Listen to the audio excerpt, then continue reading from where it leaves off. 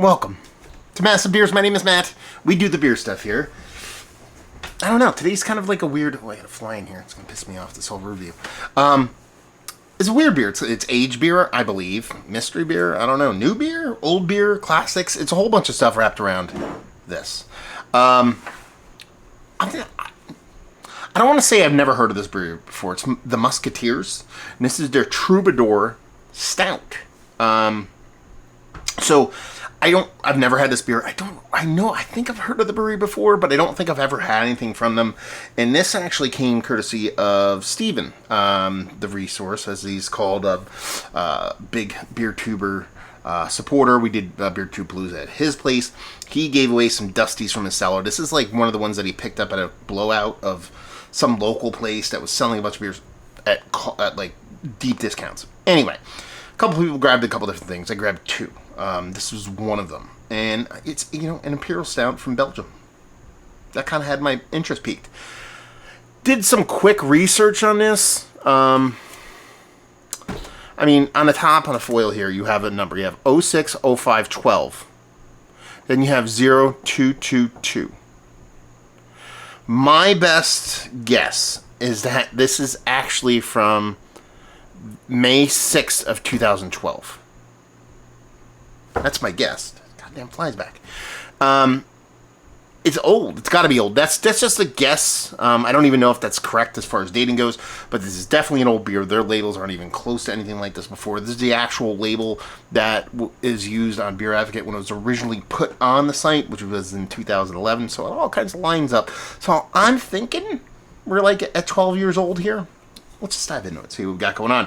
Troubadour Stout, Imperial Stout, product of Belgium, 9% alcohol by volume, so not huge in ABV. On the back it says Imperial Stout fermented in a bottle, roasted malt and strong bitter finish. Contains barley malt, Russian Imperial Stout. It's actually imported by Win 2 Incorporated, Middletown, Mass. I've never heard of that importing company, so they might not even exist anymore. I'll have to do a quick search of that later. It says Belgian ale brewed and bottled by... the Musketeers Brewery, Ursel, Belgium. Imported USA by Win It 2. And by Win It, it's Win-It-2 with two O's. Global Beer Network.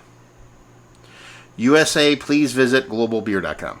I will do that. Maybe we'll do that during the review. So, label-wise, it's kind of like old school classic screen printed stuff. A la kind of AleSmith, some Belgian brewery bottles, stuff like that. So, let's dive into this sucker, see what's going on.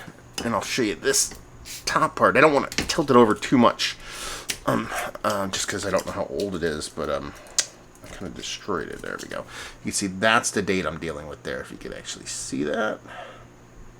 So I assume that's what it is. Now, we'll just pull this foil down, because that is going to give us an idea of what's going on, because Merkering... That's old beer. Let's put it that way. So you're talking about, a Russian Imperial Style. Very much something... Beautiful carbonation on this beer already. Definitely something that can hold the test of time. Man, the carbonation is absolutely beautiful. I'm almost positive this is 12 years old. And that is about the best you're going to get when it comes to carb. I don't think this little bottle saver I have here is going to work. Let's go with the Old Faithful over here. And throw that sucker in there. Not that I need to worry about saving any carbonation, because that thing is perfect.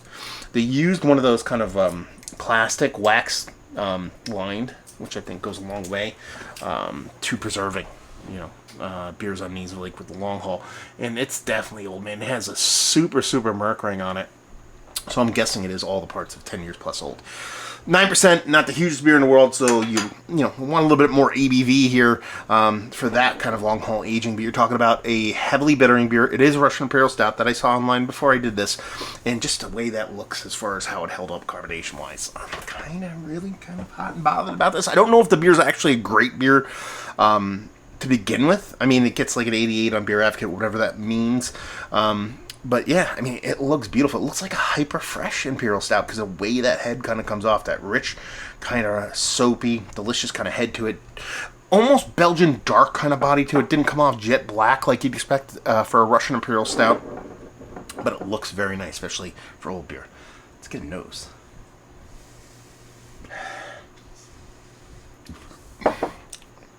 That smells fantastic. I mean, it's not an overt punch to the face, huge Imperial Stout, but you're talking about a 9% Russian Imperial Stout. It has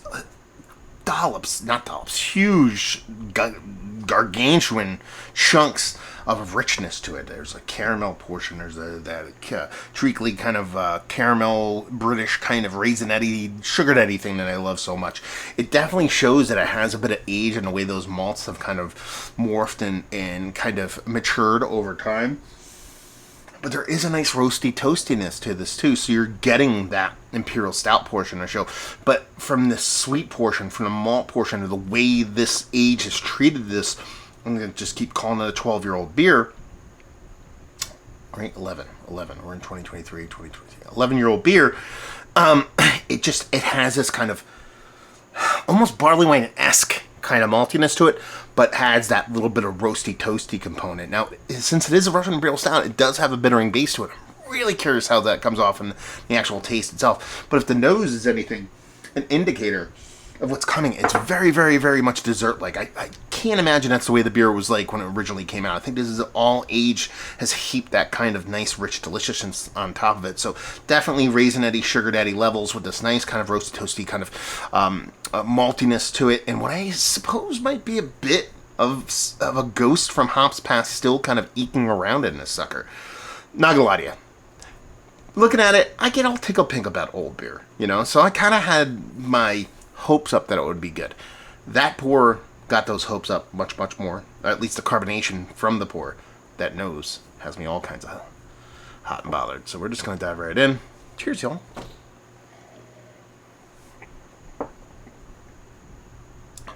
There is still... Oh, I just missed them. That was my mixing board. I didn't want to slap too hard. It's still floating around here somewhere. Anyway, I try to kill a fly. That's tasty. It's very, very tasty. You definitely tell it's a very old beer. There's a decent amount of oxidation here. But, one, it's aged beer, so we kind of expected that.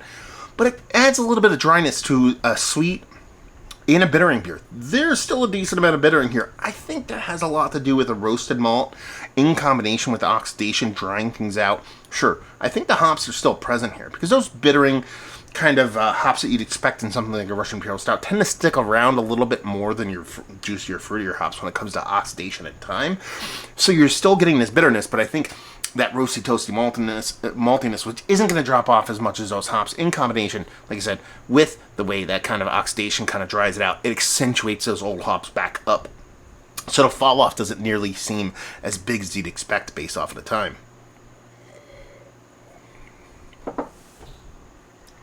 The mouthfeel on this is fantastic. The carbonation on this is absolutely beautiful. I get this level of carbonation. And something that is this old is just... that in and of itself is amazing. The sweetness of the beer. The candy-likeness of the beer. It definitely tempers it back a bit, or at least that dryness, the oxidation, the bitterness from the roasted malt and what's left of the hops. Definitely tempers back a bit of that sweetness, but it does have... it's more blackstrap molasses for me now, getting into the taste and having those bittering components that come off a little bit spicy like you get in a nice blackstrap molasses. Definitely leans in that direction, but you do get that little bit of subtle sugar nutty raisinettiness that I love so much when it comes to barley wines that have a decent amount of time on it. And you definitely get that here. I am beyond curious to see what this beer tastes like fresh. I should have tried to track one down. At first I thought, let me track down a freshie and I'll do it side by side. I can't remember the last time I've seen this beer or if I've ever seen this beer before. Like I said, I have this kind of thing in my brain where I think I've seen this beer before. I don't even know if the distribution rights still exist in this. You know, when I go online to look up a little bit of research just to try to figure out dating on this, first thing you jump on tap, it's people posting with Musketeers glasses and stuff. It's people from overseas. It's not people from the United States. So it's not something I think I could track down. That's why I dove into it on its own. This is very fun. It is very much, for me, almost like a mixture of a Belgian barley wine mixed with a Belgian Russian Imperial Stout. Like there's a Belgian almost candied sugar kind of sweetness to this. Is that an added thing that they added to it because they're a Belgian brewery and just can't help themselves? I mean, don't really say that on here. I think it's just the time has kind of take that maltiness and kind of moved a little bit more towards like a more adulty, desserty kind of sweetness. And honestly, for a core 4 beer, you know, water, hops, malt, barley, yeast, the whole thing. Old beer, decade plus. From a brewery, I've never had anything from them before. It's about as good as it gets, man. Honestly, you know, just seeing this bottle, the way, you know, when Steven offered it up as kind of like, who wants to take this with him? And when I saw this, I was like, I gotta take this. When it's, you know, it's a Belgian stout, but it's also, it just looked old. And I didn't see the date on top, so I'm like, this just has to be old. And I don't even know if you're gonna be able to see. You can probably see a little bit. Yeah, you can definitely see that Merc ring kind of floating around on that sucker. If I go like this, it's right there. You can see it. That's not, you know, more often than not, those rings tend to have like a sharpness to them. This one's quite fuzzy. To me, that's more of just time. This beer has moved slightly. Maybe it's kind of evaporated a little bit in and of itself, and that's why that ring's a little bit more fuzzy. That leads me to believe it has a little bit more time on it than typical. So I think that date ring's true. That's on that cap, and we're looking at 11 years old in this sucker. 11 years plus, because it was from May. 11 and a half years. Let's go that way.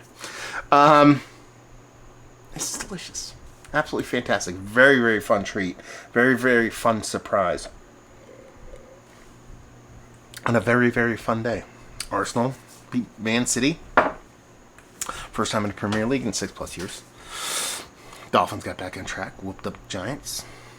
It does not suck. Today's a good day. It's Sunday, by the way, if you couldn't tell. So yeah, I don't know what else to say. You know, it's kind of blurring that line between like almost like a Belgian, I would say more Belgian dark in Imperial Stout than Belgian barley wine. That has this nice sweet portion of show, comes off Sugar Daddy like with big, huge blackstrap molasses components, like you almost made a Sugar Daddy with blackstrap molasses as opposed to just, you know, brown sugar. It has a beautiful mouthfeel. One of the best mouthfeels I've had in a decade plus beer, period. Just the fluffy creaminess is still there. I don't think this thing has fallen off at all when it comes to that carbonation, which is quite nice. You know, bottle fermented. Again, core 4 bottle fermented. That's kind of wheelhouse when it comes to aged beer, so maybe it's not that much of a surprise. I think the capping has a lot to do with it. And it's just sealed nice and tight. Lets that bottle re-fermentation do what it does with a nice kind of core for aging, along with the way the bittering is on this beer from the hops that are added, being a Russian Imperial Stout. And honestly, it's a treat. It's an absolute treat. I came out here tonight to watch a little bit of football. Wasn't really planning to do this, but I was, you know, my beer fridge is a little bit low in stock, and I just wanted something rich and big. I have a couple things in there, but I'm like, do I really want to open them? I'm like, you know what, this kind of, I saw this, pulled this out. I'm like, you know what, it's going to foot the bill. Hopefully it does, and it did, honestly, in a very, very fun way. I mean, it's kind of like jumps out of the spectrum of, you know, value and availability. You got blown out on the cheap. Distribution, people probably don't even exist anymore. They don't even know if you can get this in the States. We just say, is it one of the better aged beers that I've had as of late? Yes. Mount Rushmore status? Absolutely. Is it the best, most flavorful aged beer I've ever had? No. But as of late, I've had a lot of misses when it comes to these extensively aged stuff. 2-3 years, sure. You're talking a decade plus. It's definitely one of the ones that held up the best. Curious to see what the original is like. If it's not a great beer, then this is morphed into something quite fantastic. So it could be one of those kind of hidden gems that you might see on a shelf where people don't really give this beer a time of day. But it ages quite gracefully. At least this one did. And just say, the Musketeers. Have you been to the brewery? I'm curious. Can you go visit? Can you drink there? Have you had their beers? I assume they still make this. I see a check-in. It doesn't look like that far along. Let's do a little research before we go. 3 hours ago, someone checked in one of these beers. It gets 3.64 on Untapped. Take that for what it's worth. I don't think that speaks too much. Let's visit these links anymore. But if you've been to the brewery, had their beers, had this beer down there, let's talk about it. And let's just say globalbeer.com. Globalbeer.com still exists. Okay. Our breweries. Oh, they import Chimay. Okay, Sullivan's Schneiderweiss. Okay, is that the name of the Global Beer Network? Really? Van Steenbergen, Brandebeer, Reborn, Brasserie de Silly, Trefontaine, not Drefontaine, Trefontaine. Oh, there's a View All. Gudendrak? No, they don't import. Do they import our beers? View All. Yes, I am over 21. Let's see if they still import this company here. Because I know they can change over time. Bach beer. They're going through styles. I don't want to know the styles. I just actually want to know our breweries view all. There we go. Better. Okay. Sullivan's Queen.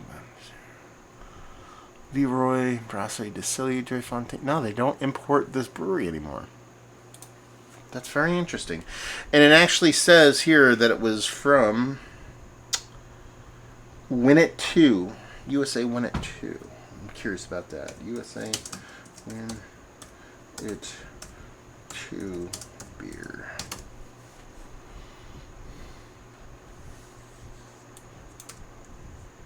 Come on.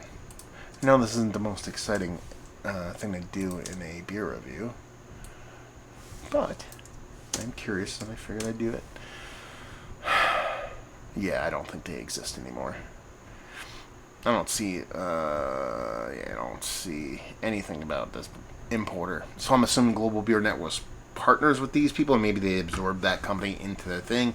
But I don't think this actually gets imported in the United States anymore. So anyway, there you go. A little bit of half-ass internet research for you. So hopefully you enjoyed the review. Let me know anything you know about this beer. Hopefully you're enjoying some old beer right now. We'll see you next time. Cheers, y'all.